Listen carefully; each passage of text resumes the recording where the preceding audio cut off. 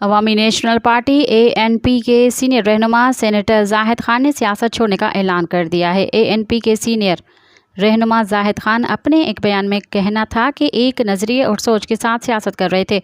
बदकिस्मती से मुल्क में जो सियासत से चल रही है उसमें नज़रिया कहीं नज़र नहीं आ रहा।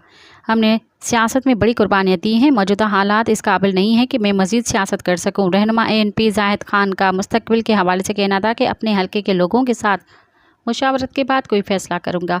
अभी यही बेहतर है कि मैं सियासत छोड़ दूँ। याद रहे कि चंद दिन कबल बुजुर्ग सियासतदान और ANP के सीनियर रहनुमा गुलाम अहमद बिलोर ने भी आइंदा इलेक्शन में हिस्सा न लेने का ऐलान किया था। गुलाम अहमद बिलोर का कहना था कि 2024 का इलेक्शन मैंने 85 साल की उम्र में लड़ा, अब सेहत मज़ीद इंतखाबी सियासत की इजाज़त नहीं देती। हम शहीदों के अमीन हैं, सियासत से अलहदगी इख्तियार नहीं की, मरते दम तक सियासत करता रहूँगा। मज़ीद ख़बरनि ऐं तफ़सीलात लाइ विज़िट कयो असांजी वेबसाइट www.awamiNewsHD.com ऐं ॾिसंदा रहो अवामी न्यूज़ HD।